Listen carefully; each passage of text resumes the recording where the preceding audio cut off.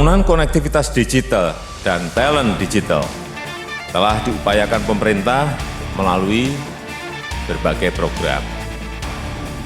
Penyediaan kapasitas satelit multifungsi pemerintah, Satria.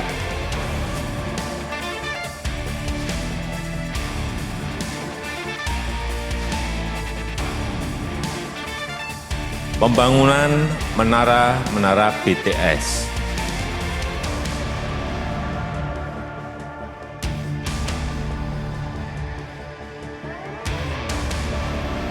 Program Digital Talent Scholarship dan Gerakan Nasional Literasi Digital. Kita bukan bangsa yang menyukai proteksionisme, bukan. Karena sejarah membuktikan bahwa proteksionisme justru merugikan. Tetapi kita juga tidak boleh menjadi korban unfair practices dari raksasa digital dunia. Transformasi digital adalah win-win solution bagi semua pihak. Saya berharap agar program konektivitas digital menjadi momentum penting yang bisa menghubungkan bangsa Indonesia dengan teknologi baru, dengan pola pikir baru, dengan mindset baru, dengan kesempatan bisnis global baru, dan dengan masa depan baru menuju Indonesia maju. Demi mendukung pesatnya pertumbuhan ekonomi digital, pemerintah Indonesia berkomitmen untuk terus membangun infrastruktur telekomunikasi. Program Indonesia dalam Pembangunan Infrastruktur Teknologi Informasi dan Komunikasi (TIK).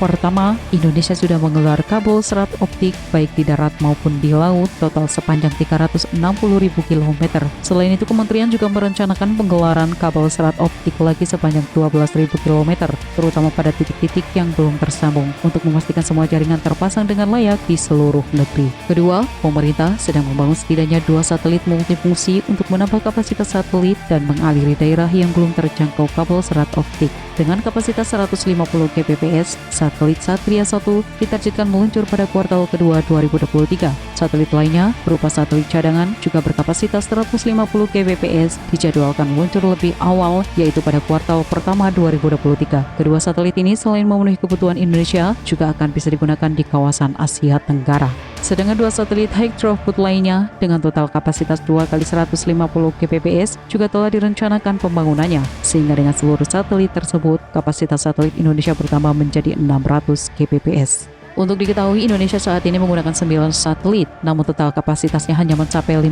Kbps untuk memenuhi kebutuhan nasional. Maka, dengan tambahan satelit tersebut, artinya ke depan Indonesia akan memiliki total kapasitas 12 kali lebih besar dari sebelumnya, yang berarti juga akan lebih banyak fasilitas publik yang bisa dialiri internet. Program ketiga, selain satelit, pemerintah sedang membangun menara Base Transceiver Station BTS, terutama di wilayah terdepan, terluar, dan tertinggal, atau lazimnya disebut sebagai 3T. Keempat, pemerintah sedang membangun pusat data nasional untuk mendukung kebijakan Satu Data Indonesia atau One Data Policy. Ekonomi digital tidak hanya membutuhkan infrastruktur TIK yang memadai, tapi juga sumber daya manusia yang cakap digital. Kominfo dalam hal ini memiliki 3 program untuk mendorong kecakapan digital masyarakat. Pertama, pada tingkat dasar, pemerintah sudah memberikan pelatihan kepada 12,5 juta orang pada 2021. Kedua, pada tingkat menengah, setidaknya ada 200.000 peserta yang mendapatkan pelatihan setiap tahun. Ketiga, untuk tingkat mahir, Kominfo membuka kuota 500 orang tahun ini untuk para pengambil kebijakan, baik di sektor publik maupun swasta, untuk mengikuti pelatihan yang melibatkan universitas ternama dunia. Peningkatan kecakapan digital dipandang penting sebab Indonesia diproyeksikan membutuhkan setidaknya 9 juta talenta digital tingkat menengah dalam 15 tahun ke depan. Setiap tahun, paling tidak Indonesia harus bisa menyediakan 600.000 talenta digital tingkat menengah. Potensi ekonomi digital Indonesia mencapai 70 miliar US dollar pada 2021 atau menyumbang sekitar 40% terhadap ekonomi digital Asia Tenggara. Potensi ekonomi digital Indonesia diproyeksikan berkembang menjadi 315,5 miliar US dollar pada tahun 2030.